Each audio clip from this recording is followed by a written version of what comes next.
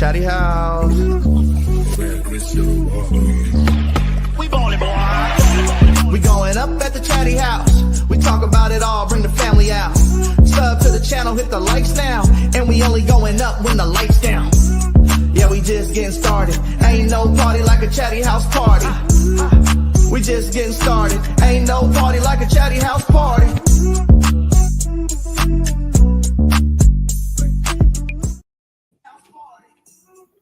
What up? What up? Y'all know what it is. It's the Chatty House after party. The crew is in the house. Everybody survived last Friday at Sky River, right? I wasn't there. I mean, D left a little bit early, but y'all brought down the house from what I heard, so that's dope. Tasha, I know you were cussing some things out. We'll leave that alone. It's all right. We won't hand out any blame. You know what I'm saying? Before we get started real quick, Coach JT has a basketball camp going on this Sunday, December 15th from 12 to 4, ages 7 to 14 at JFK High School. That's over at 6715 Gloria Drive. It's sponsored by the 94 Feet and the Dream Chasers Basketball Club and the Judah Project. It's called Holiday Hoops.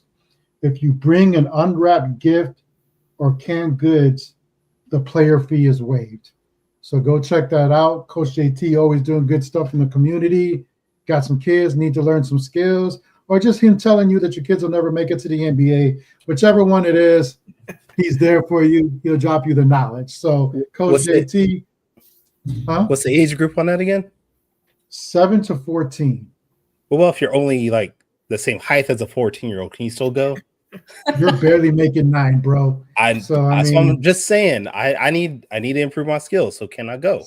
And Stephen Brown, for sure, you're not gonna make the height requirement. So stay home, play some ping pong or something more on the table level. All right. So I don't know about y'all, but it was a pretty well. First, we'll go. Anybody got anything to say about the NFL? Anything? No. Playoffs, anything? Nobody's teams are making it except for Tasha's. Got the doink field goal in full effect. I'll take it. A win's a win. I would have took it 2 years ago from stupid. I don't even remember his name anymore for the Bears, and I knew it was going to happen and ruin their season. But hey, when stuff like that goes in, you got to feel good, especially the way this season has gone for the Chiefs with all the nail biters. Like, the luck runs out at some point, but you got to love the journey. Like, regardless of what happens in the playoffs, like, man, what are they? 12? It's 12-1. Yep. 12-1. Who they play on Sunday? Because apparently Zabel says they're losing Sunday, so I'm assuming that's Tampa Bay. It's How they a play Tasha versus Zabo game. It's a Tasha versus Zabel. Zabel, I would. Zabel, just do the clips like you're supposed to. Don't get mad if they lose, please. I still need clips for the show. All right, Jesus. But other than that, obviously, I got lucky Sunday. My girls' friends called us up last minute. Their parents didn't want anything to do with the 49er games anymore this year, I guess. So they had 2 box seats to free food, free drinks to sit in the 200 level. So that was cool. We went to go check out the game, and literally we got there just in time to get in there, and it was already 7-0 Niners. And from there, it was pretty brutal. I got to see some friends from Chicago, which was cool. They had flew in for the game, so met them at halftime. I was supposed to be Kyle Madsen, but he hates me, and apparently my face looks like John Bull's face. So, okay, cool. And then only thing I'll say about this, Niner fans, relax. Some of y'all were cool. I get the excitement. There's nothing wrong being excited about a win, but y'all were. Some guy walked past me and talk about F the Bears, like, bro. You're still not going to the playoffs either. We're in the same. I get it. Y'all blew us out. Cool.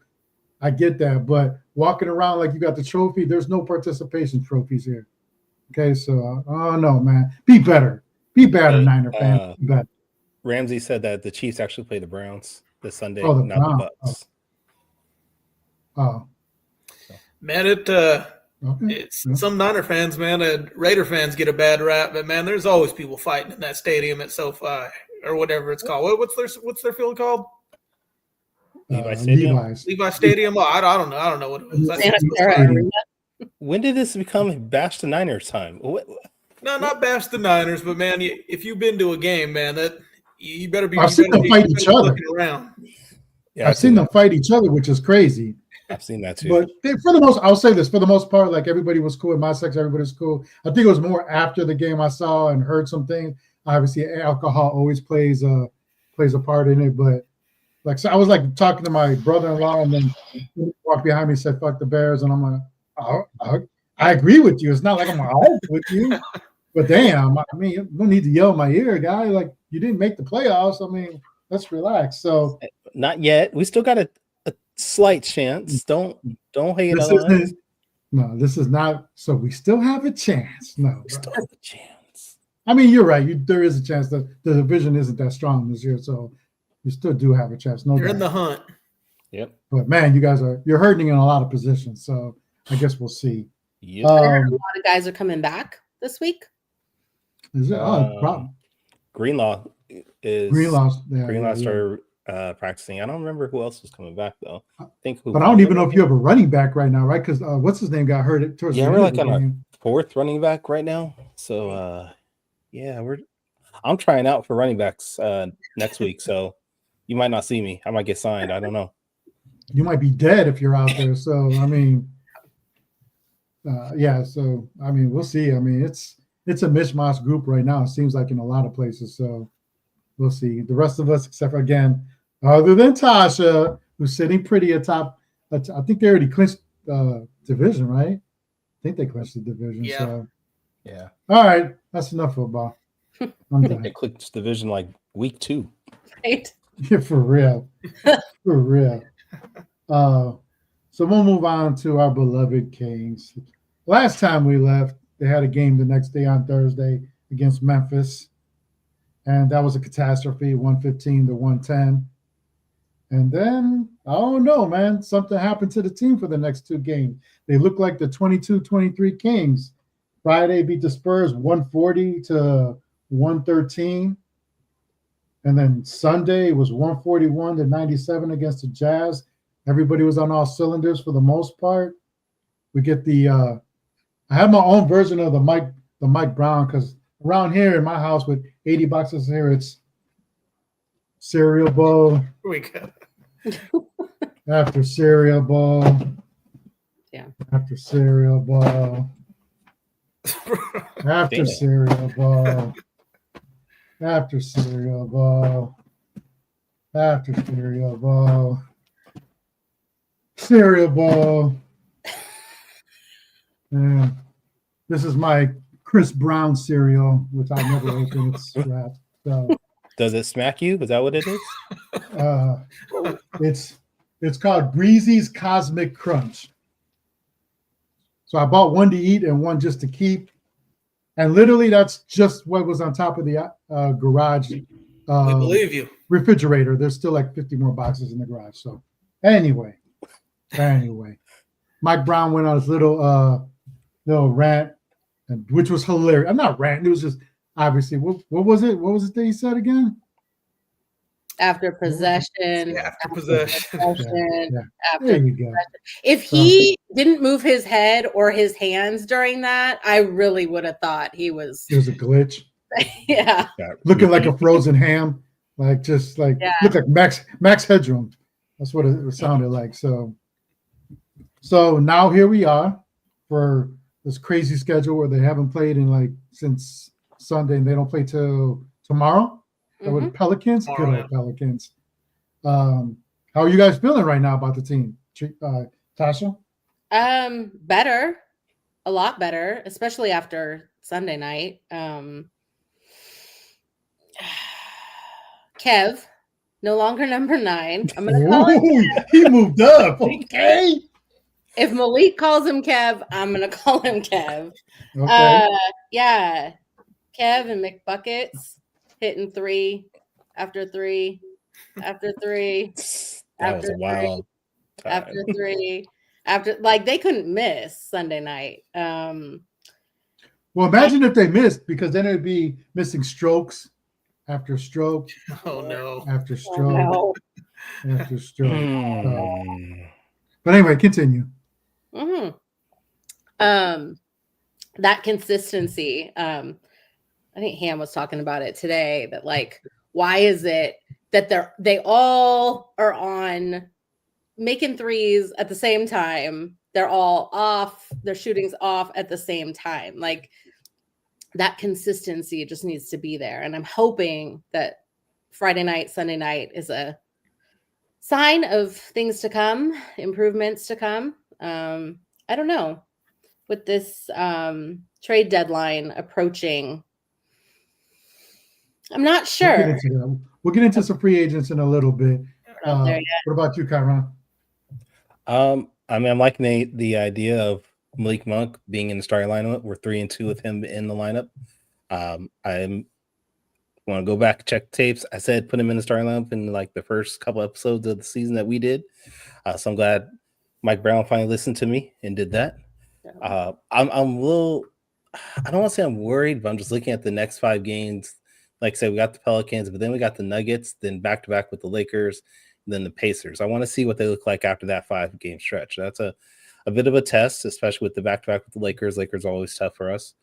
And you sprinkle in the Nuggets, so that's going to be a good test. But if we can come out 3-2 again, I'll be more optimistic about the rest of the season going forward with that. What about you, Dad? Yeah, man, it was good to see. It was good to see them beat some teams that we think they should beat. For once, they didn't struggle. They didn't, let them back into the game once they had them down. It was pretty much,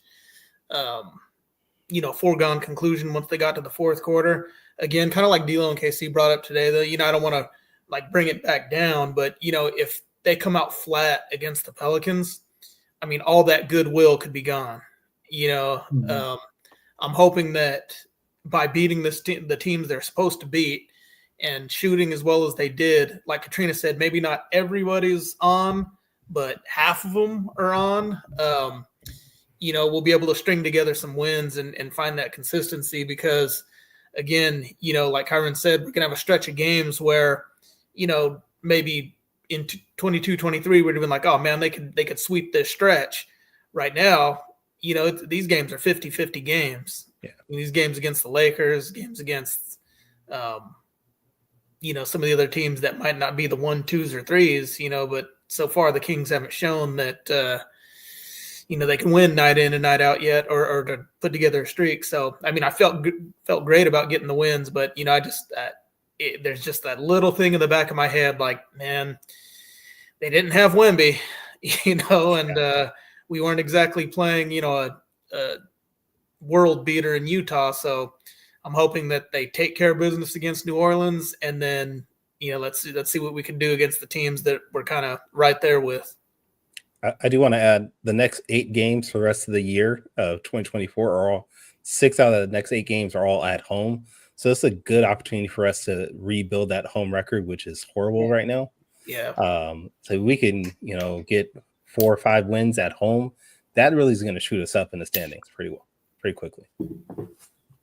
So what do you guys think is on those 2 games? We'll throw out the Memphis game, with those last 2 wins. What do you think went right? Like, do you think it was just simply because they were hitting shots? What other parts did you guys see that you thought contributed to seeing such impressive wins? I think the passing. And I think what was the last game, I can't remember how many assists there were to made baskets, but I mean, the ratio was super high. I can't remember the exact number. But I mean, I just, them moving the ball. And again, I kind of agreed with you, Manny, like when, everybody was kind of on DeMar saying, oh man, it's just the ball's going to stop. Everyone's just, they're acting like they're just playing shoulder to shoulder in the key. No, man, they were, I don't think it was that big of a deal. What I wanted to see, though, was better and crisper passing, because it seemed like a lot of our passing up until this point has been spotty. Domas has been, throwing it out of bounds. We've been turning the ball over, but it just seemed like they were a lot more crisp with their passing. So that's one of the things that I took away. So. Yeah, Ramsey got the number right there. Mm-hmm. Yeah. Nice. Yeah, that's big, man. That's big. Yeah, the assists have definitely gone up since Malik has been in the starting lineup. Absolutely. Yeah, and then a part of that, right, is you can't get an assist unless somebody hits a shot. So it's also the shots dropping, and they've been dropping. I mean, Keegan's still missing. I mean, overall percentage wise, he's still struggling out there, but he does. I think that's the thing is when everybody else is doing what they're doing the last couple games, even if Keegan's missing, the other things he's doing is more magnified, I would say, because everybody else is taking care of the offensive side. And he didn't have horrible games offensively, but the shot, he definitely would miss a couple of those open shots too, where but when they lose, everybody magnifies him. Because everybody has, again, we go back to the whole high expectations of what everybody wants Keegan to be, right? Anytime somebody's not what you want them to be, they talk them in the guise of being a disappointment. And I don't always think that's necessarily true. Just because you have expectations for somebody doesn't mean that's what they're supposed to be, right? It's not like he's going out there and being a bum, or he's going out there and not trying. Like, he's obviously going through the motions and doing the best that he can. Shots just aren't falling, but he finds other ways to contribute too. And we don't know yet what he's going to be as a totality, but it's nice to see that the team picked him up in other ways so he can still get his shine doing what he was doing on the defensive end and passing the ball at times too. So that's a good thing too. And I think they rebounded. I felt like they were more active on the boards too. It seemed like they had a little bit more little hop to their step, if you will. So that was good to see too. Do we think this is sustainable? I hope so. Yeah. I mean, I think we all know that the team as a whole can shoot. Just something wasn't clicking the first few games that nobody was making a shot. So if they can, I'm not saying they can hit at the same percentage that they were, but if they can maybe be closer to what they were last year, I think this is very sustainable. Right. Especially with Kev. Kev with that name back. He's Kev. His shot looks better because I was just really trying to analyze what it was. Was it something physical? Was it mental? Was it both? But I've noticed in the last two games, especially Sunday night, his shot looks better. Like before, he had kind of like a hitch or a glitch or something. Now he's making 3 after 3 after 3 after 3. Is it a confidence thing, do you think? I don't know. Maybe from his surgery, from his injury. There's one thing I will say that I heard. I kind of put it to the side, and because they won, but he did. He was answering questions, and at one point, I can't remember word for word, but basically what I heard.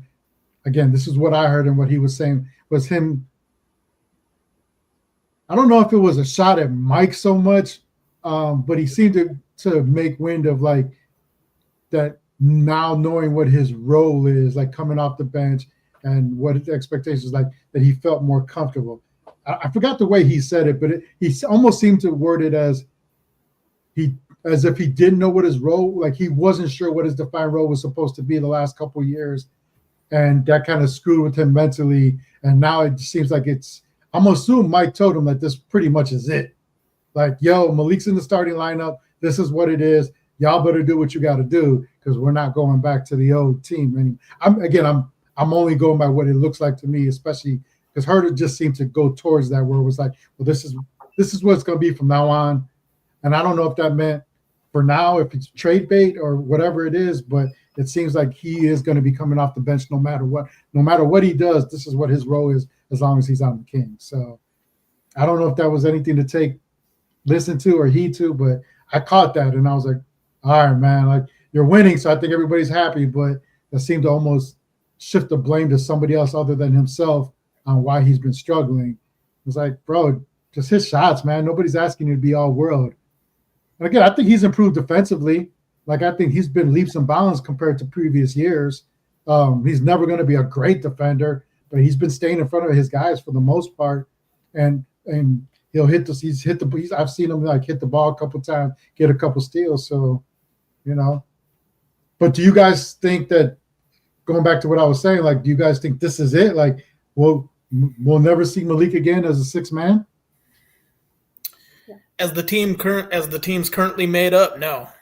You know, I mean, and then, you know, kind of like we were talking about on the show earlier today, even if they did make a move, man, I don't see how you could put Malik back to the bench. Yeah. You know, especially after he's played so well. I don't see how you make that move. You know, I mean, I think he's proved, you know, at least in these 5 games, he's been the starter. That, you know, that he looks like he belongs in that role. Now, you know, if they change up the makeup of the team, something could change, but I think this is what it is, you know, moving forward. I think I don't really see Keegan, or again, it would have to take a shakeup. I think a big shakeup to the team to change this starting 5, but I think going forward, this is going to be it. Yeah. I agree with Dave. Unless they trade for somebody, sign a free agent that's going to take over that spot, I don't think Mike Brown trusts Kevin Huerter to put him back into the starting lineup. So Malik Monk has it. And I wouldn't anticipate Malik Monk would have to really screw up for him to be out of that starting lineup, because the team just flows so well when he's in there. He and Fox had that chemistry. Yeah. And there's no reason to put him back in the second unit unless he's just really screwing it up. I love how Malik and Domas play together too. Yeah. I just think the whole team plays better with Malik starting. I think it helps because Malik is a playmaker. Kevin doesn't have that playmaking ability. And when you have Malik out there with Fox and DeMar and Domas, you have really 4 playmakers that you can give them the ball and they can find the open shooter. They can cut if they need to. They can make an outside shot. They can do almost everything. And I just think you don't get that with anybody else. Wow. No, go ahead, Dave. Oh, no. Just kind of build on what Kyron said. You know, when you have Fox and Monk out there, and this is, you know, nothing earth-shattering. I think people have said it before, though, is like, you know, you have 2 guys who could break down a defense, you know, for, you know, pretty much going downhill with Malik, you know, doing his pick and rolls, or Fox just breaking defense down. And then, again, you know, and this is the thing, man, if Keegan could find some consistency, I mean, I have no problem with this, you know, team sticking at least the starting 5, you know, as is, without making any moves. But it's just finding that consistency right now. And with both Malik and Fox in there, I just feel like they got 2 guys who you can give the ball to when the shot clock's breaking down and make something happen. Yeah, so. Does this also help Keegan with Malik in the starting lineup? There's less pressure on Keegan to produce points and just focus on playing defense and maybe rebounding here and there, because you're not expecting him to make shots, because you know that you can get the points from Malik also. That's a good point. No, I think that's a good point. And I'll be the first to admit I wasn't a fan of putting him in the starting lineup, not because he didn't deserve it. I'm just because of the way the team was built and what they needed. But obviously the start of the season kind of dictated a change had to be made. Just like if they, God forbid, went on like a horrible losing streak, Mike would have to consider something, right? You know, because maybe if the bench isn't producing, and that's the key, right? Especially like the last 2 games, like Huerter, if someone else on the bench can produce, it makes it easier leaving Malik in the starting lineup regardless, because you're getting production from somebody on the bench. It's when you're not getting anything, now you're forced, because of the way that the starters are constituted, all these guys are going to have to play like 40 minutes a game because you can't trust anybody else out there. And so, yeah, I mean, I think going forward, you don't have any choice but to stick with this, but it's also probably it's obviously their best lineup, right? And I still would like to see, I don't know how the minutes are staggered at this point, but with Huerter and Keon coming out, like, I hope Ellis doesn't get lost in all this somehow. Like, obviously he's not going to play major minutes, right? But he's still, his defensive presence, his peskiness, like, it's still needed. But he's proven that, yeah, he's not the all-world shooter, but you also can't just leave him open either. Like, he'll hit some open jumpers. So as we saw with that big output that he had the one game. So Well, what happens with Keon when Devin Carter comes back? It's a big question because they're basically playing the same spot. I mean, I think to me, if I'm a coach, y'all battle it out. Like, I don't care if you're the first round pick or not. Like, if you're not, I mean, coaches do whatever they're going to do. I understand he's a first round pick, and we've all seen like players get more preferential treatment, obviously, because they're such high picks. But if in practice he's not being Keon out in anything, like, you could try him in the game, I guess, but you risk a lot of things there. Or Kel's just said, like, maybe somebody out there looks at Keon as like he can help them out, and maybe he becomes part of a piece that brings somebody else in instead of Herder. Like, we don't know. Like, Brooklyn, you want Keon? Huh? Just saying, Brooklyn wants Keon. Yeah, there you go. Guys like him, people can act like he doesn't have trade value or whatever, but guys that can do the things that he's shown that he can do, I think they have value for a lot of teams. Because he's not going to rock the boat. He's going to go out there and give it his all on defense. And like I said, he's proven in the last couple of seasons that while he's not an all-world shooter, again, he can hit shots. He can definitely. He's not Ben Simmons. You know what I'm saying? So I think he's more valuable than what a lot of people think. So I don't know. I guess we'll see. And if he's not getting the time here, then, man, I just like with Davion, I want him to go somewhere and shine, just not against us. But go shine and do what you got to do, because he's a good one. So I think Keon did come in for Fox, though, didn't he? Because I thought Keon. Yeah, Kevin, he did. He played some minutes. Yeah, I think Keon, Kevin, and Malik were in the game at the same time, weren't they? Like on I think a couple so. occasions. Like he got a good 15 minutes, I think, something like that, somewhere in the 12 to 16 range, if I remember right. So I mean, we'll see. I'm just always Mike to me is so unpredictable on what he does sometimes. So I just don't know. Like, I'd like to see Orlando play more a little bit with the pick and roll, but again, I don't know. Maybe in practice he's so raw that Mike's like, yeah, bro, we're already behind the 8 ball at this point. I can't take those chances right now. So, because even Len's not getting in. Yeah, he hasn't really been playing. Is Len behind Orlando Robinson and Isaac Jones now? Basically? It seems like it. Yeah. It seems, and there's another find like Isaac Jones. He's been putting up good, like, for what he comes in and does. Man, he's been absolutely, like, for what he does, he's been tearing it up. Like, he's been coming in, making an impact, rebounding. He's limited his mistakes here and there. Like, he's actually been pretty steady, and I like that. He's been giving them good minutes. Yeah, he's been giving. There you go. He's been giving them good minutes. So, man, maybe they found a couple. Like, again, like, maybe this is. We'll see. Like, I'm like what you said earlier, Tate, too. Like, it's not like they've been beating all world teams. So they did what they were supposed to do, right? Just like tomorrow, I'm with D'Lo on this. Like, you can't lose tomorrow. And I don't even care that it's the Pelicans. Like, I know people are talking about the 6 losses. Like, I don't care less. This is a different year, different team, both sides. It's more about they suck this year. You cannot allow this last. You can't allow that, because then you lose all your goodwill from the last 2 games, and you're back to square one again. So you just can't lose that game, regardless of who that. It's a last place team. That's the thing. It's not that it could be any team's name on the jersey, as far as I'm concerned, and it's a last place team. You got to beat these guys, because you're going to have a hard enough time against the top tier teams in the league. I want to see if Kevin, if he was kind of telling the truth about, knowing his role, and I want to see if he embraces that role, because, I mean, really, in an ideal world, I mean, he's a perfect player to come off the bench. A guy who, Malik or whoever that second unit point guard is, can get him the ball, and if he can catch and shoot, I mean, that's exactly what you need in a bench player. Somebody who, and his defense has gotten a little bit better. So, if Monty's standing pat, and he doesn't do anything, Kevin embracing this role and playing better, could be almost as important as Keegan getting it going. Monty better not stand pat. So let's talk about that. Let's talk about the trade market, right? This week it's kind of been heating up on the names that have been put out there. Cam Johnson, Dorian Finney-Smith, you got Herb Jones, Cam Thomas, Kuzma, Poole, Butler. Like, a bunch of teams are looking like they're ready to sell. Miami, Brooklyn, the Pelicans, God knows who else.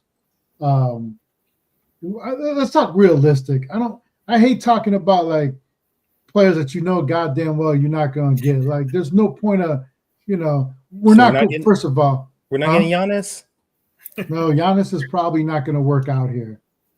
Giannis is probably not going to work out. So, Well, What's the point? like, who are realistic guys to you guys? I think it's going to be those guys. I think it's going to be bench players. But again, kind of like what I think we were talking about this too on Kyle and on the insiders. I don't know. I just can't get over the fact that, we need these long, athletic 3-and-D type players, right? Mm-hmm. Why is another team just going to give us that for what we have to trade? We're not going to trade Domas. We're not trading Keegan. We're not trading Monk. We're not trading Fox. Probably not. We're not trading DeMar. So for what we got on the bench, unless we're giving them multiple draft picks, why are these guys just going to give us these good defending 3-point shooters? And that's where I don't think it's realistic that, the Kings are going to get the players that people in the chat think we're going to get. Yeah, okay, we can give up, future picks. Okay, is that going to get it done when other teams control all their picks and don't have, pick swaps tied to them and have to wait till every other year? There's other teams that, need this stuff too, and they don't have those restrictions on their picks. Everybody has draft picks. I mean, right. Everybody can say they got draft picks to give. Oklahoma City got a handful. Houston and Oklahoma City have the most draft picks for everybody. So if we're talking about that, we don't hold a candle to that at all. Especially, on that end of it, just becomes what are you throwing in that's going to entice them, right? So, yeah, Secure, I see we're not getting Butler. They have 3 to 4 first round picks, but that doesn't start in until 2027, right? They don't control this year's unless if they miss the playoffs, it's somebody else's. So it's not until, like I said, it's not until 2027, right? Or 2026 at the earliest. Yeah, it's that.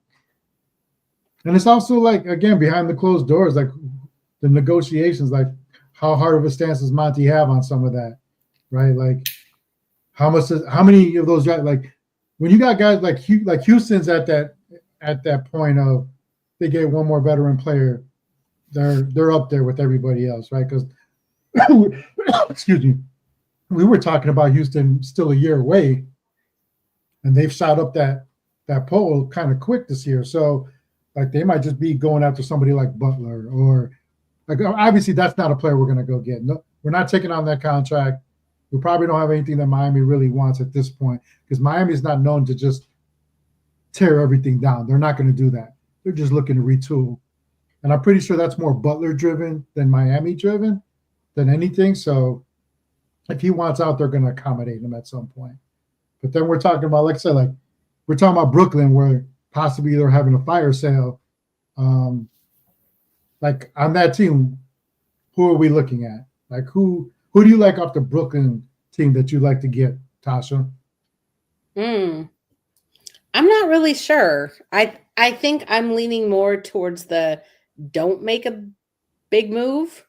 Cam said it today. Like it's got to be the right move, or else if they make the wrong move, it's going to set the Kings back like 5 years. So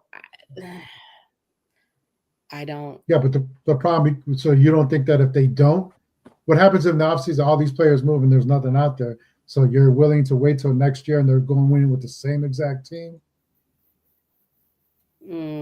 So that's my fear.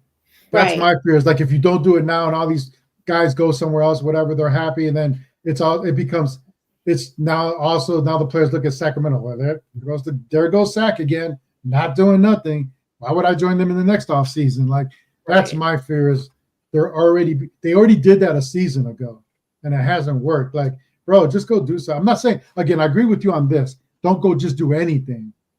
But be ultra, if you see something out there that you really like James said, that they were having discussions with Brooklyn about somebody, then fucking whatever you got to do to get whatever it is that you guys love, then go get that. So if you're telling me Cam, are we talking about Cam Thomas? I like Cam Thomas. I just think he's undersized, and I'm not sure. I don't agree with James Ham on the whole. I've never agreed with James Ham on the no. Nope. Uh-oh. Is You that never is agreed that? with James Ham. What? Oh, What Say happened? what Yeah, you froze. froze. It wasn't It's a real official freeze. freeze, but it was a mini one. Me? Yeah. Yes. Yes. Damn it. Well, see, I must have been. See, I said Ham's name and I froze. Right? It's like You it's said like I a. First. never agreed with James Ham, and then you. No, I bet you, I don't. One thing I don't agree with him about is just because you play on a bad team and you can score doesn't mean you're a bad player or that you're not a good player. Sometimes you're just stuck on those teams, and if you're the man and they give you the green light, what else are you supposed to do but show your skills? Like I think if you take him and you put him on Sacramento and he's got Mike Brown coaching him, he's not going to like have a temper tantrum and not want to play within the system. I think he'll be happy to be on a good team and kind of shrink that his shooting volume because he knows he's on a good team. So, but I also think I like Cam Johnson and what he does because he's a little bit of everything. He can shoot. He's a 3-and-D player. He's tall.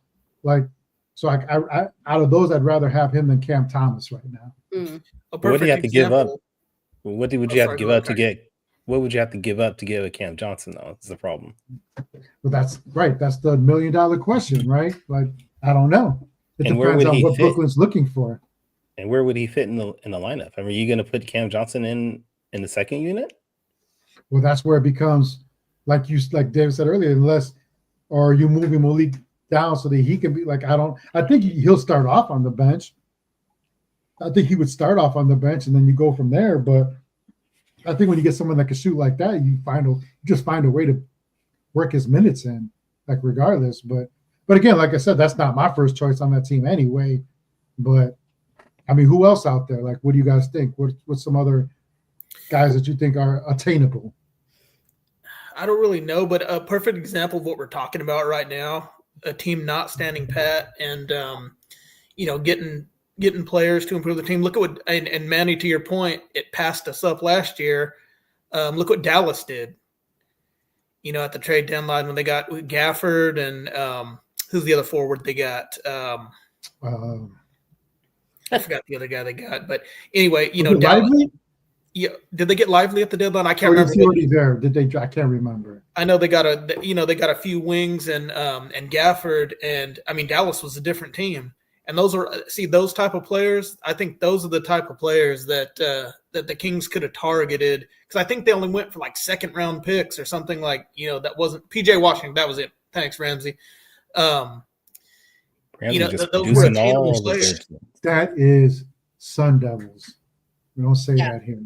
Or Ramsdacted. Ramsdacted. Sorry about that. But those were attainable players that I think we did nothing. And I mean, and maybe Monty did offer something. They just didn't want what we had. But I think those are the types of players that are going to, those are the attainable type players. And again, I don't know what those look like on other teams. Other people know better than me, but it's going to be that level of player. I don't think Monty's going to do anything earth shattering. So. And nor does he need to do anything earth shattering, but there's obviously holes on this team, right? And then There's what on this team? Then it's a bidding war. You don't even know what happened. I just want to know what's on the team. What's on the team? No, nothing. Just Okay, cool. play on. You act like okay, play on. Carry on. I don't remember. You made me lose my train of thought. So You're talking about their stuff on the team, so I just. there's holes on the team. There is holes on the team. There's some holes on the team. There's some holes on the team. That's what it is. Well, I thought. But throw them all. Let's throw all the flags. That's his Chicago accent. My bad. There you go. My bad, yeah. There you go. But I mean, but you're also playing a bidding war, right? So you don't even know who you're battling for those players and who's offering what, and whether Brooklyn's just sitting back waiting to see who the highest bidder is. So I don't think Monty's sitting on his hands. And that's kind of what what I was getting at earlier is that, with other teams needing the exact same. I mean, okay, you take a team like Golden State, right? They need what we need. They need perimeter defenders. They need athletic wings. They need guys who can defend. Now, you tell me if they offered, their picks, which they control, they offer a guy like Moody. They offer a guy like Kuminga. They offer a guy like Pods. That's what I mean. To me, that those young players are way more attractive than anything that the Kings have. Mm-hmm. I think another GM would say, no, I would take that, that deal than what the Kings would put together. And again, when I was talking, Secure, and I saw your comment, why wouldn't they want the Kings picks? Yeah, I know. Would you rather have a pick in next year's draft, which is considered a good draft, or would you want to wait till 2027, 2029, 2028, 2030? The Kings can't do anything for the next 2 years if they don't give up their pick this year. So that's the only thing I'm saying. I'm saying, yeah, I'm all for the Kings, trading a pick and getting a player. But if another team controls 2025, 2027, and 2029, which the Kings don't, they're more likely to land the player that we want. Agreed.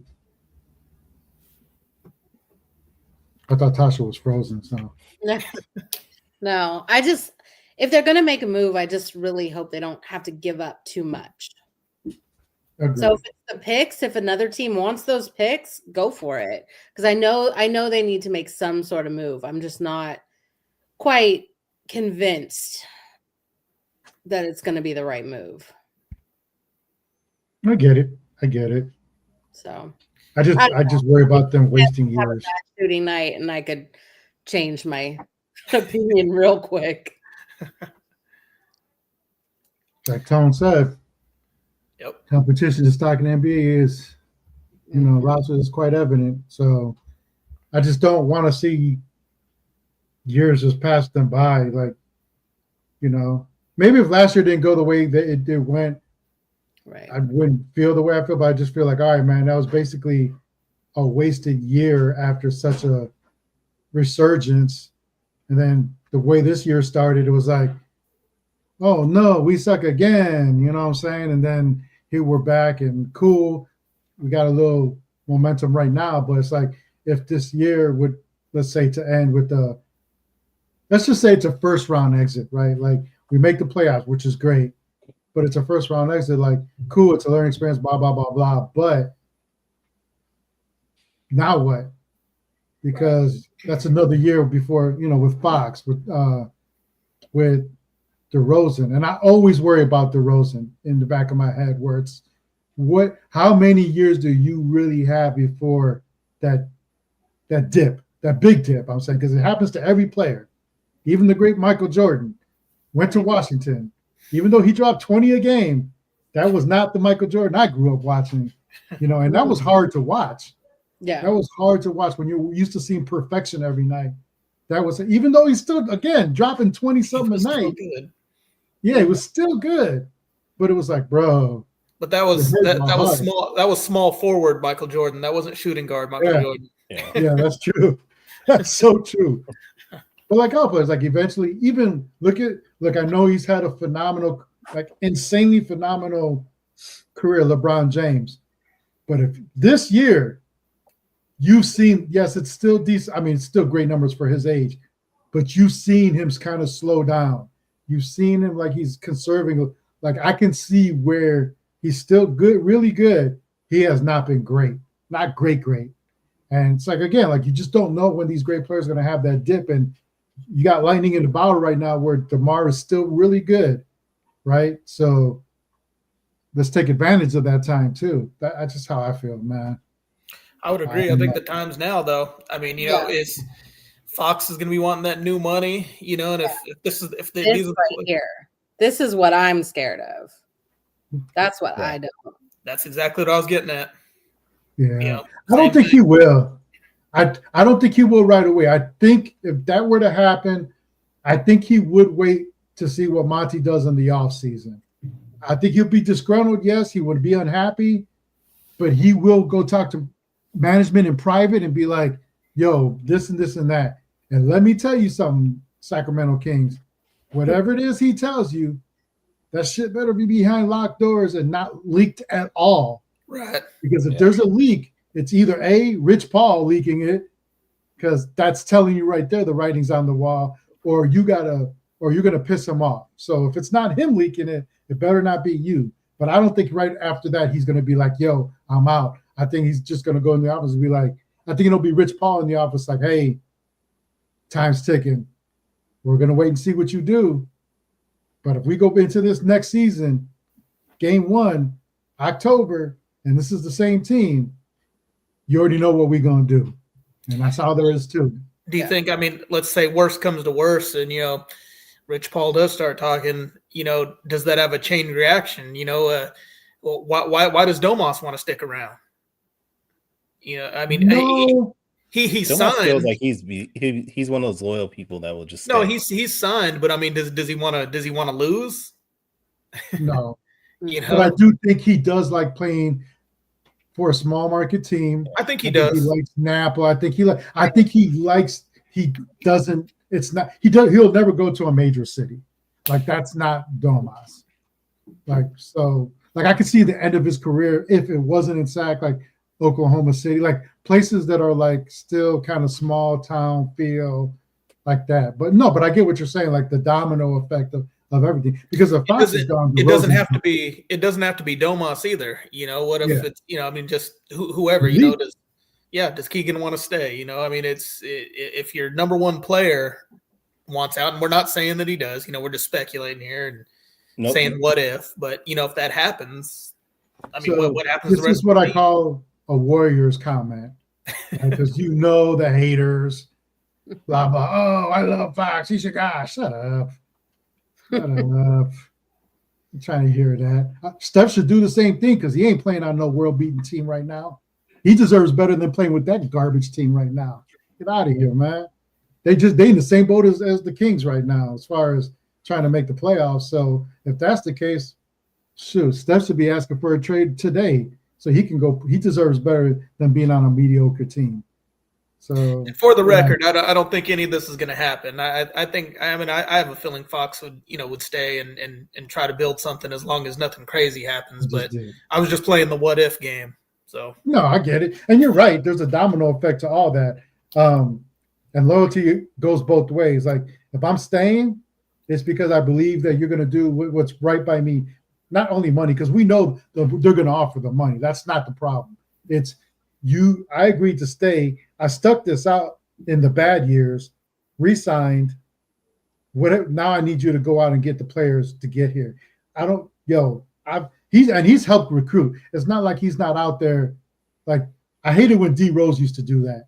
D Rose used to sit there in the media and be like, I shouldn't have to recruit nobody. Let them come here to Chicago. Like, bro, don't say that out loud. Just you don't want to help recruit, fine, but saying stupid stuff like that doesn't help the organization. But Fox has always been out there,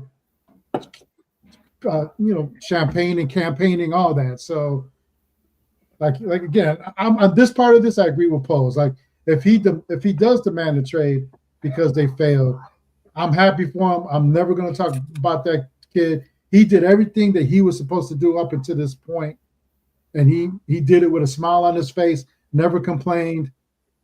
All that, all the criticism, not making all-star games, all that. Like, he has been a champ with all that. He can do whatever the hell he wants at this point.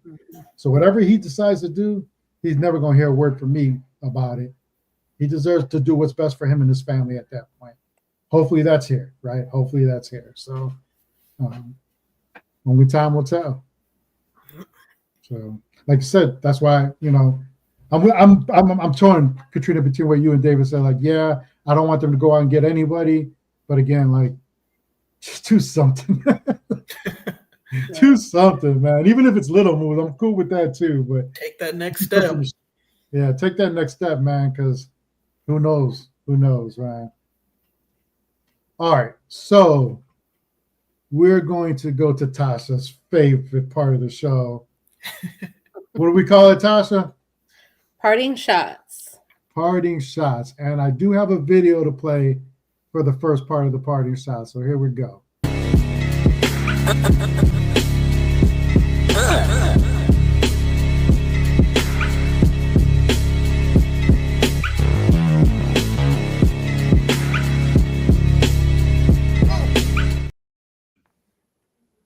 Is that Probably Delo's gonna get fired for that. collection?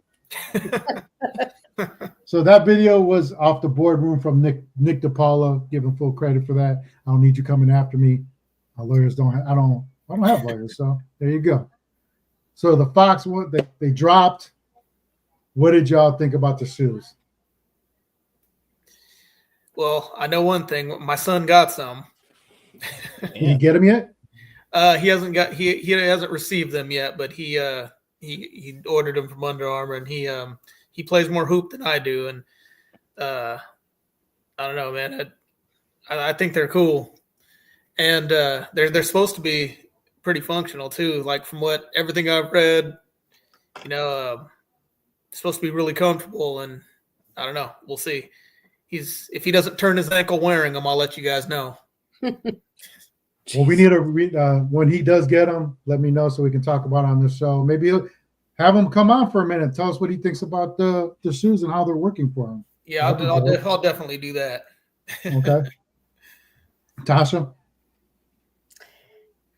I love the logo. I love the logo. Okay. This right here. It's the colorways. I don't know. What color would you want it? Purple? Black and purple?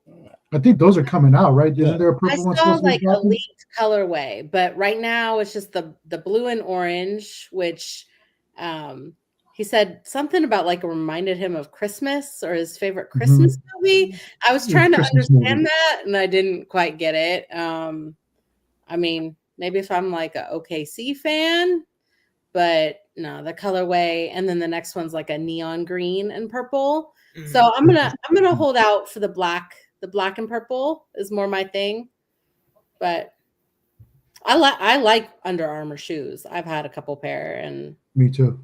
they're hella comfortable. Really light. What about you? Yeah, that's the biggest thing for hooping is the Mhm. light. Because I remember when Derrick Rose was one of the first ones I remember coming out with like really, really light shoes.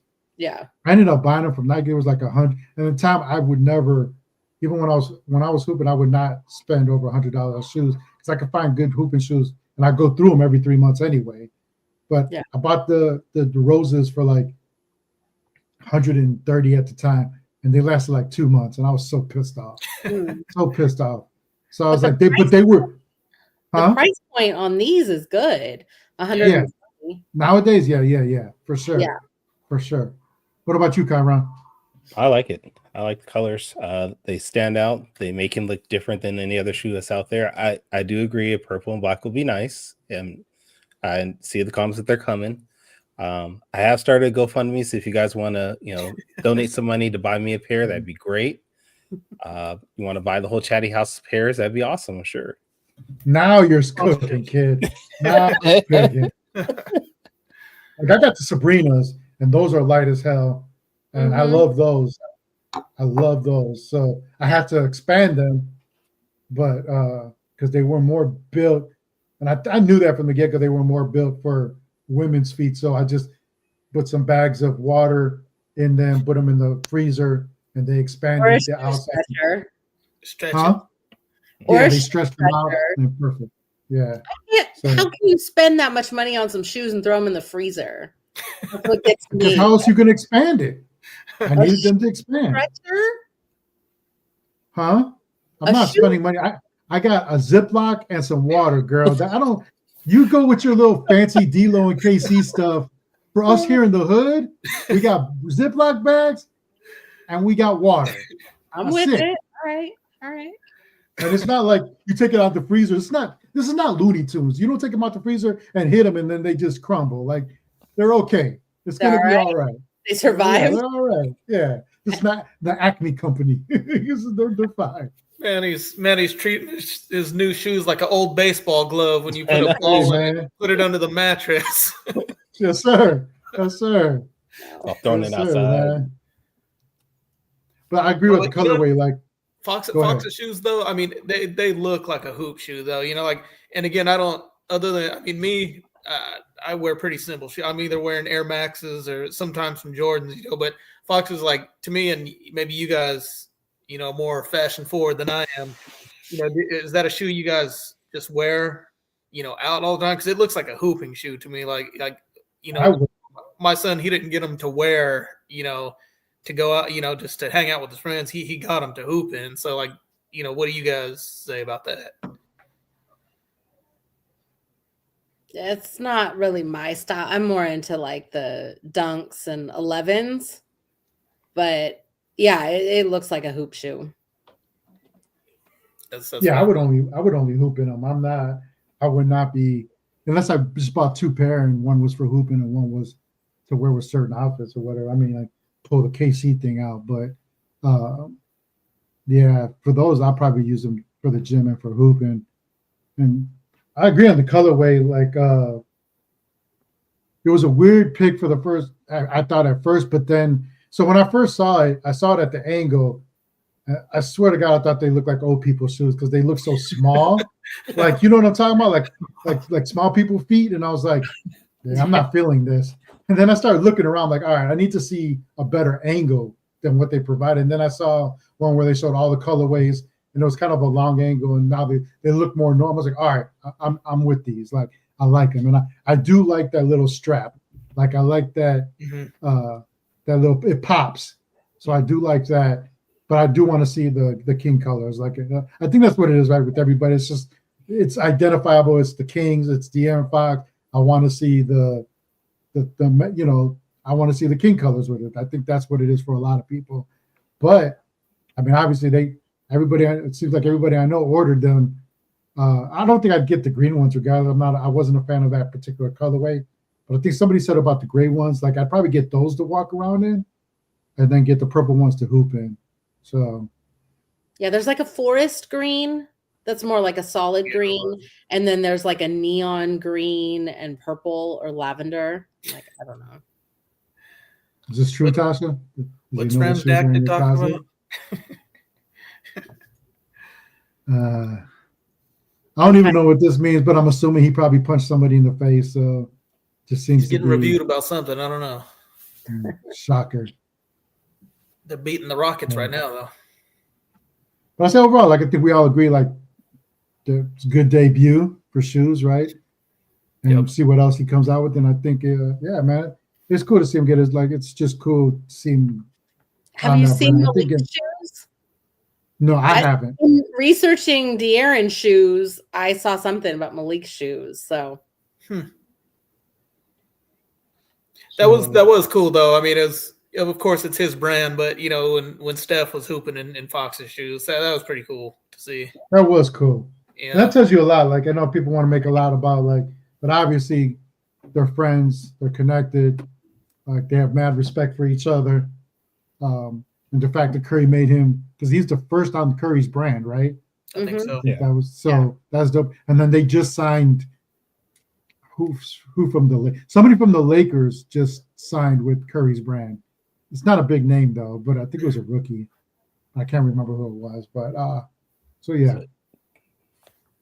So cool. We all agree on that. Real quick before we get to the Christmas stuff, what does anybody any thoughts about the Juan Soto contract? It was pretty crazy. He's not getting that Shohei $1 million a year deferred money, but he getting paid. He's getting but paid. Actually, if he hits all the incentives, he'll actually make more than overall. It's like $850 million or something like that. Yeah, it's crazy. Yeah, which is insane, man. Baseball is insane. And it doesn't look like I thought for a minute it was gonna, because I think of like 2 years ago they kind of dipped, so it looked like it was on its way back to being not necessarily normal. I don't know what would be normal at this point.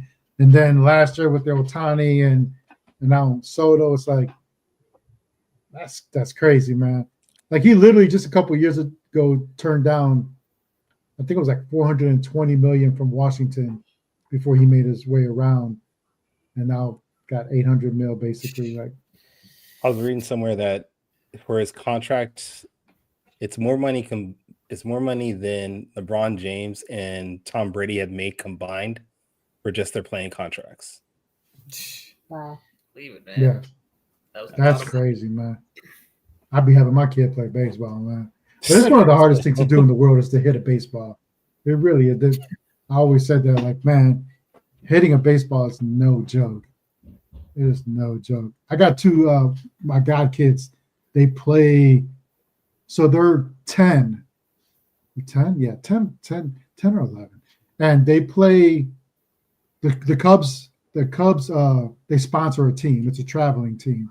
So they ended up playing for them. So they're playing with like 15 and 16-year-olds right now, and they're killing them, which is pissing off a lot of kids from what I hear, because they got these little 11-year-old kids walking in and like playing with them. But like they start early, but like again, like if they weren't on this, so the Cubs, like, they pay for everything other than the travel, like a lot of the travel stuff. But like I was talking to my friends, their parents, and man, David knows what it's like to pay for sports, and like they would be paying 5 to 6 G's easily a year if it wasn't for the Cubs sponsoring them. So, and that's just for like bats. Bats can run anywhere from $400 to $1,500. You got gloves, you know, when you start traveling across the country playing games, like all that stuff adds up. Hotels, like it's crazy. Man, when my son, I mean, this was a few years ago too, when my son was still playing Little League, man, some of these kids now, the stuff the parents are paying for, they're paying for like additional coaches to come out and work with their kids when the kids aren't practicing. And these are just, you know, like regular kids, man. I wouldn't say these kids are even, you know, on the all-star level. And Right. that, like, what kind of started turning me off, man, was there was coaches talking about launch angles and, you know, just like technical stuff at that age, man, 10, 11, and 12. And they're talking about, you know, being able to hit, you know, a certain launch angle and home runs. And it was just, I don't know, man, it was weird. Give it 10 years. Serious business. Give it 10 years. You'll see it in like Pee Wee and T-ball that we talk about there too, probably. I wouldn't doubt it. Yeah. My worry is always with the kid part of it is because the way AAU works now and with traveling teams, like they play so much now as kids. I think that's why you kind of see more injuries when they hit the ones that hit the pros, because there's so much wear and tear on the body. It's like Tommy John surgeries. Like you see a lot more guys now throwing out their arms and basketball players blowing knees. That's a lot of wear and tear. Before you were just playing like your school's summer league. I remember when I was on the team, you just played in the seasonal leagues, right? Like you have one summer league, one winter league, whatever. Now these guys are like, it's year round nonstop. So that's my biggest worry with kids is just the wear and tear on the body, man. Like your body's really not meant to do all that stop and go so much in life. Like, you know what I'm saying? Like that's why you get the 7-footers get hurt so much. Yeah. Like nobody's supposed to be 7 foot and stopping and going on a 94-foot floor so much. Like your body's not supposed to do that, especially at that size. Well, especially in baseball too. I remember there was a doctor on. He was on. Can't remember what radio station he was on, but he was saying actually girls softball is better for you because your arm isn't designed to throw a fastball overhand. It's designed to be able to do that. So that's what messes with these kids' arms because that's not natural for your body just to be chucking fastballs, you know, overhand like that. Yeah. Yeah. And how many innings these kids pitch now, even with pitch counts, man, these kids are playing travel ball, winter ball, summer ball, high school, you know, middle school. And man, that's a lot of ball. And that's not including I was gonna say, I think Ham said this once also, that the idea that these kids are just specializing in just one sport instead of like before where you would rotate to other sports and let your body recuperate in a way that's hurting them in the long run too. Yeah, all the great athletes in my school, they were playing football and then they trickled down. Once football was over, they'd show up on the basketball team for the second half of the season or whatever if they weren't in the playoffs. And then some even ran like cross country track just to keep busy, right? Like it was just like, just to keep in shape. So like they would just do a handful of different like Travis Hunter, well, it's football, but like he plays both sides of the ball, which is what you usually do in high school a lot. If you play for a smaller school, especially too. But like dudes doing it in like all that, like it's crazy, man. It's crazy what these kids are doing. So, and then of course you got the ones with the horrible parents that are like all they care about is trying to get their son to make $80 million a year, so they could care less about the actual kid. They're more worried about the money, which Man, right? One of the biggest rackets right now, man, is what I'm seeing right now is soccer. So like all the different cities and stuff. I mean, they have these club teams that these kids pay to play on.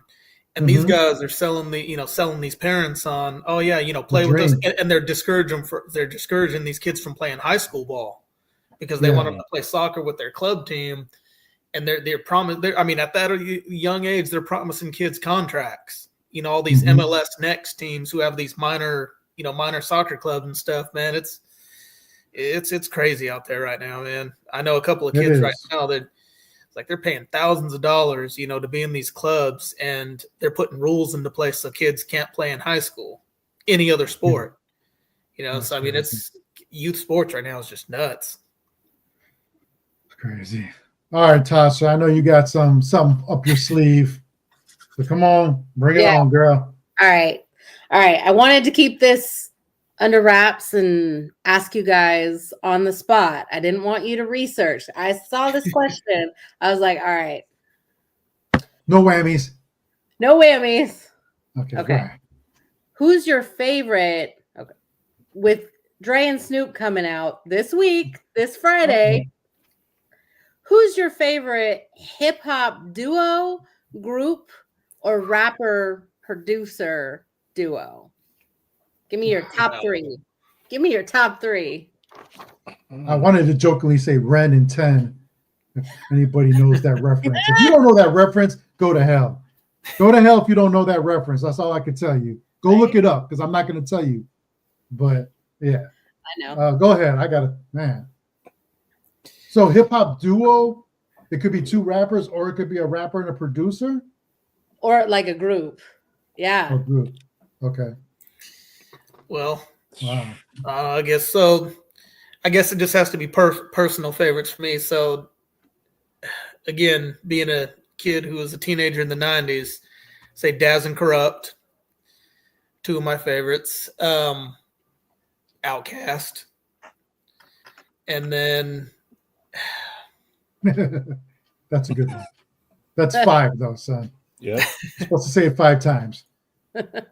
Daz, Corrupt, Outkast, and man, I mean, hey, you can't. Yeah, I mean, since they're coming out, it has to be what Dre and Snoop did. Yeah, that's an easy answer because that's what we're talking about. But. Right. Once you go down the list, it's crazy. I kind of went down the rabbit hole, and I was like,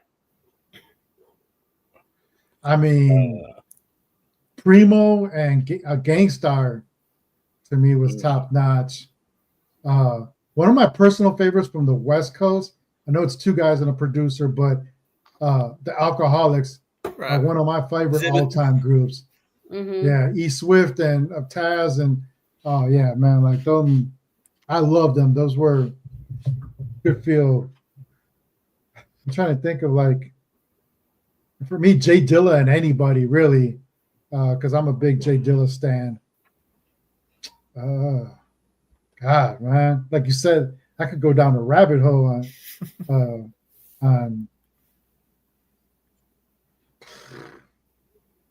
damn it.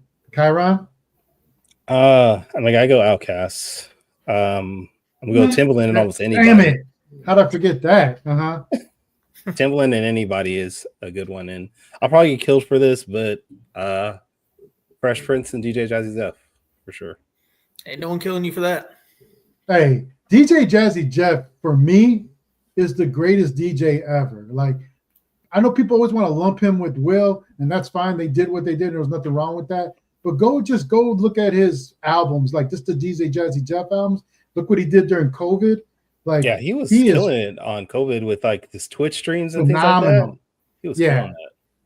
Yeah, he's phenomenal. He's a phenomenal DJ. Live, when he used to come to Chicago, I would always stop. I would take nights off just to go see wherever he was playing at. So that's a good. Well, who you got, Tasha? It's your question. Okay, this is who I wrote down before I went down the rabbit hole. Dre and Snoop, obviously. Dog Pound, Corruptin' and Daz. And then YG and Mustard. Mustard! Yep. Yep. I saw a list of like Mustard's hits, and I'm like, yep. So they had to Mustard make is having a good 2024. Right? Man, I would never thought I would say Mustard is having a good year. Yeah. That's not a phrase I thought I would ever say, and it's here. It's That's definitely what we had a must good 220. Man, I gotta Yeah. say, me and Katrina were pretty much we were right there, man, with a lot of this stuff, man. right. Then when I saw that Digital. Tupac and Digital Underground, I'm like, man, I didn't. Yeah. But so I'm gonna throw a few of these out here because when I was like looking at other answers, looking at the list, Mobb Deep, The Law, Yeah. Outkast, Wu-Tang, Bone Thugs, Diplomats, Rough Riders, State Property, Terror Squad, Migos. I love me some Migos. NWA, EPMD, Goody Mob, Tribe Called Quest, Gangstar, Method It Man. says groups though. You said duos. Duos means You did two. throw it off with the duos at first. Okay. Like your kids at home. Duo means two. You're like, you got these groups with 7 people, 12 people. Oh, Death Row. Okay.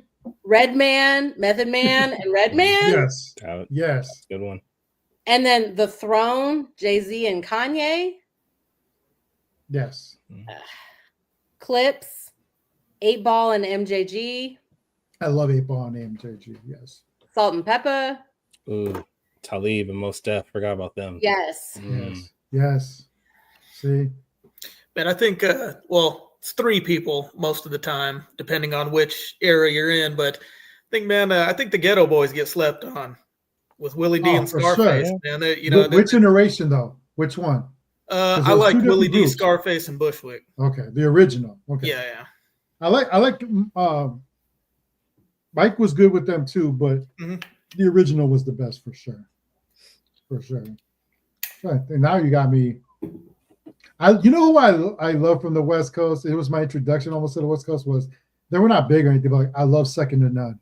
I don't know why that first Second to None album caught me, and that caused Second to None's first album made me go down the rabbit hole of looking up West Coast hip hop back in the day. Damn. Like I wasn't that familiar with the West Coast game, and so I started like seeing the affiliation that Second None had with a bunch of people and groups, and it made me start listening more to West Coast sound because I was a snob at the time. As D-Lo always likes to point out, I was a backpacker at the time. So, but I have diversified my bonds, and I've spread my hip hop love around. So I do enjoy hip hop from all over. I totally forgot about the Loonies. Oh. Loonies is a good one. I think the problem is when you put us on a spot, we can't research it. There's so many good groups. That's what you got to do. Yeah. No, now that. But again, Ramsey, I was going, Do or Die was actually 2 guys. I was thinking like, again, with Crucial, that's like 4 guys. Like I was trying to concentrate on the duo of what 4 she guys says. I was thinking, from yeah, not 5. I'm sure whatever Michigan's favorite is has 5 guys in it. So whatever. Yeah, and you got groups like Hieroglyphics, some of the Jungle guys Brothers was another good. I like the Jungle Brothers before they became Smith and Wesson is one of my favorite back and forth. Like if you ever heard that song that was on it was a soundtrack. I think it was one of the basketball movies. They did a song called One on One, WON. Go look that up. It's one of the best back and forth, like going back and forth between 2 guys that I've ever seen in my life. And there's a video. It's a grainy video at this point, but I think for Soul in the Hole.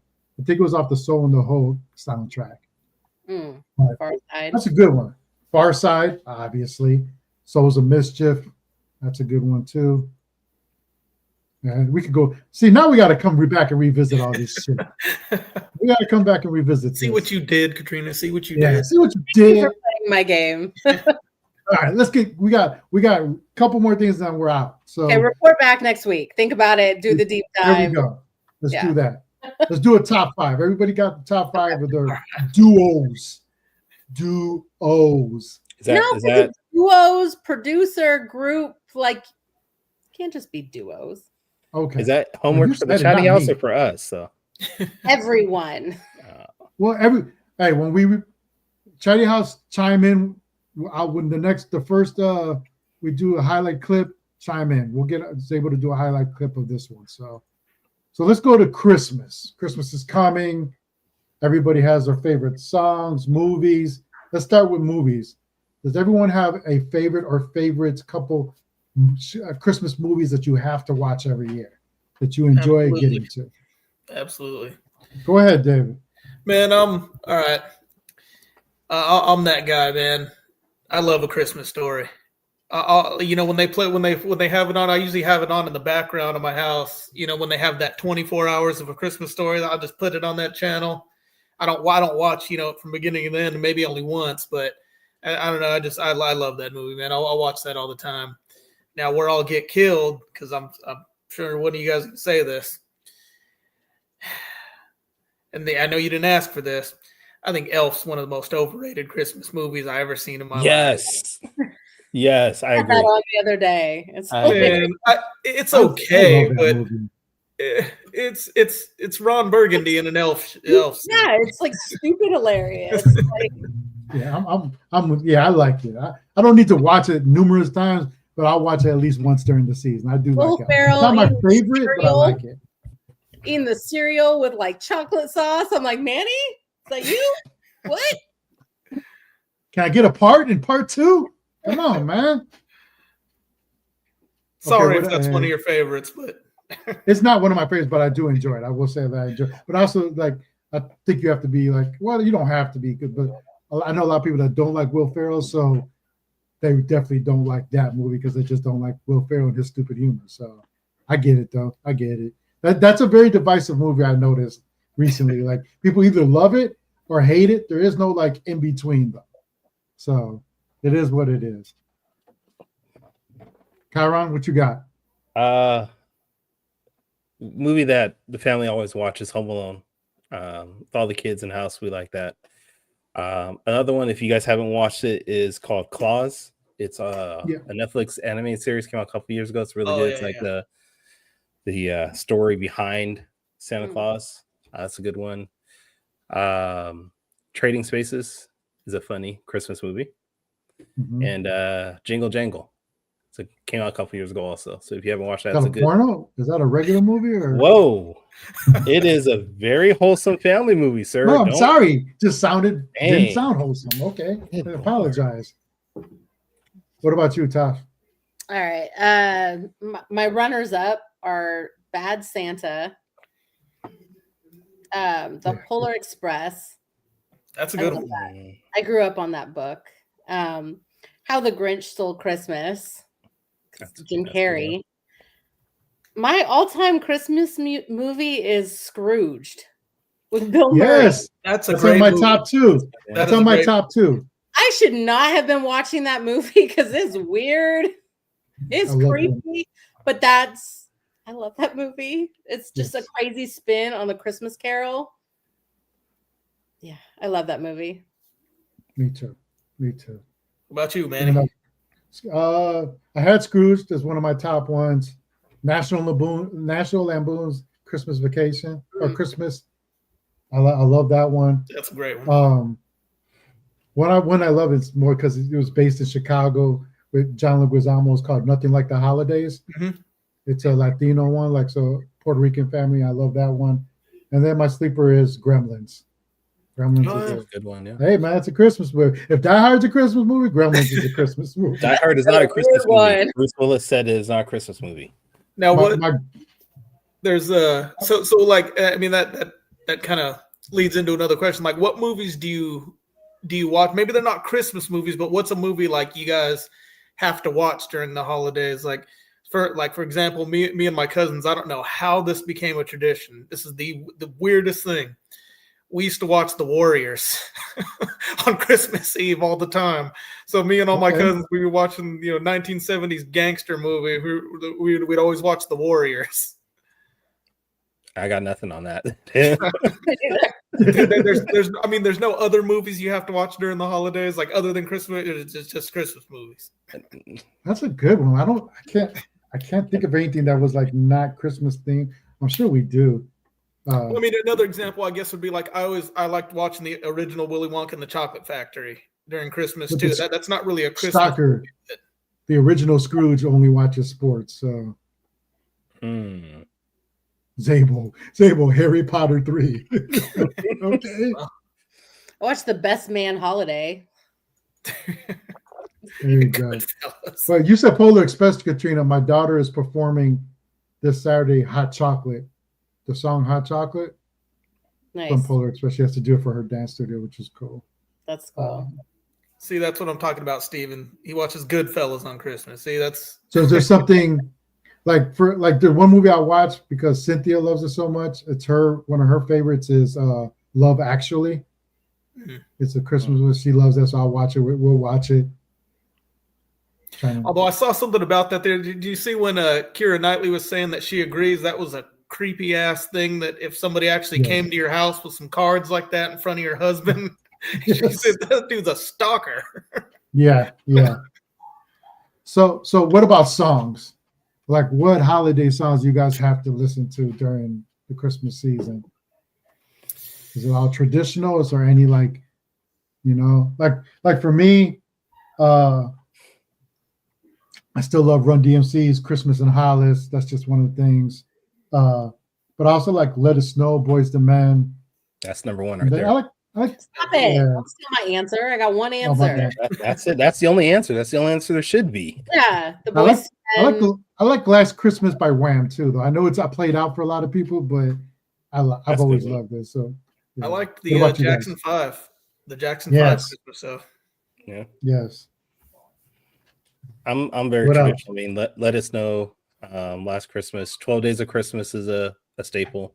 Honestly, when my family has a rule that after Thanksgiving, we play Christmas music the entire time. Well, I play Christmas music the entire time, all day, and they hate it, but I don't care. It's my house. Damn right. Anything else? That's it. That's all you had was one. Tasha, like you just play that one on a loop or what? Boys II Men. Their Christmas album from '93. Oh, just that one. Okay. So after everybody else. Main one. I think I had that in like the Home Alone soundtrack. I didn't even know Home Alone had a soundtrack. Remember when that was a thing when soundtracks were like huge? Soundtrack? Yeah. God, we need that. So I started going down like a rabbit hole of like unusual. So I was telling you guys off before we started, but we had a family friend. His name was Jim Nader. He had a show on WBEZ in Chicago called The Annoying Music Show Presents. And people were like, it was popular for like 20 years to the point of like people would send him albums of the most ridiculous songs ever created. Sometimes they'd be obscure artists. Sometimes they'd be famous artists that just did like obscure albums. So I just started thinking about like weird Christmas songs. Like David, I don't know if you know this, but a lot of Latinos know this. There's a song called Mi Burrito Saborino. Yeah, I know what that is. It's if you haven't heard it, it's hilarious, right? But it's a very weird song. James Brown did a song called Santa Claus Goes Straight to the Ghetto. Okay. I don't think I've heard it. Okay. So it's actually supposed to be almost like an activist-ish song from back then. So go check that out. Eazy-E had Merry Motherfucking Christmas. That's interesting. And there was also Christmas on Death Row, where Snoop and all of them got together to have a very death row Christmas, whatever that means. It's probably violent. There's probably women. There's probably a lot of liquor and drugs, but Merry Christmas. Beat somebody up. Yeah. Hey, I said this before the show. If you haven't heard DMX singing Rudolph the Red-Nosed Reindeer, go listen to it. That is a classic. Yep. Yes. I was waiting for one of you. I wasn't going to say that when I was like, one of y'all going to end up bringing it up. So, yeah, DMX for sure. And I do have one rant on the song. The song, I Saw Mommy Kissing Santa Claus. I don't know how it works for all the Caucasians out there. But I do know in other neighborhoods, you come home, and if mama's kissing Santa Claus, there's going to be furniture moving and fireworks. And it might not actually be fireworks that's going off. So I don't know why you would sing a song. An episode of Cheaters. Like, why is there a song about divorce and somebody going to jail for beating up Santa Claus? I have no idea. Doesn't seem like a great idea. Seems there's a lot of things in there, especially with everything going on in the world right now about people not supposed to be touching people and stuff and all that. I don't know why your mama being a hoe and kissing Santa Claus, but it's probably not a good song for kids to learn. Just saying. Well, number one, I mean, just saying. Number one, when Michael Jackson was singing that, Seriously, you know damn well if he told Joe Jackson Joe had been about on that, it wouldn't have ended well. Number two, I always thought Santa Claus was supposed to be the dad in that song. I thought it was supposed to be like the kid didn't know his dad was Santa Claus. I'm just saying, songs are meant to be interpreted. All I know is you just ruined the whole family. You ain't even finished delivering. No wonder this kid over here didn't get his presents. Look what Santa Claus over there doing in apartment 2C. What you doing? Deliver the presents. Move on, bro. He delivered Move something, on. okay? He delivered something. He delivered something. It was a very white Christmas. Mm. Ho, ho, ho. Ho, ho, ho. Merry Christmas to all. Man. To all. Ooh, he had a good night. So, all right. That was a great episode. That was good, man. A lot of great. Remember, Chatty House, we talked about the duo. So when we get the first first highlight of the show, make sure that y'all respond. We'll make sure we put that up there. That's homework for next week. Shout out to Steven Castanedas and Michigan Wolverines and your family for having dinner with Tasha and I on Friday. Yep. Yeah. Shout out to you guys, I guess. It was a good time. Yeah. I'm glad y'all had a good time. It looked like it was a good one. So as always, live events always go. Tasha's always there 24/24. So she's the one constant trooper for sure. She's there from beginning to end. I don't know how you do it, girl, but kudos, man. I don't know. By now, I thought for sure you'd have a third nickname by now, like just like Casino Tasha. I don't know, whatever. But like, yeah. I don't know. I have more than 3. But awesome episode. Good question, Tasha. That was a good one to bring up. So see y'all next week. Hopefully next week we got a lot more great things to talk about. No Debbie Downers. Let's get this win tomorrow night. Let's light that beam again. Right? Let's light that beam. Yeah. So and Monday. Time, see y'all. Huh? I want to go on Monday, but I also want Monday. Is that the Lakers? No, the Nuggets. Oh, the Nuggets. Okay. Okay. Winnable. It is winnable. Absolutely winnable. So hopefully by next Wednesday we're 2-0. So actually 4-0, right? 4-0, 4-game winning streak. So all right, y'all. I don't want no more BBMs, man. Let's light this beam and call it a night, man. All right, y'all. Peace.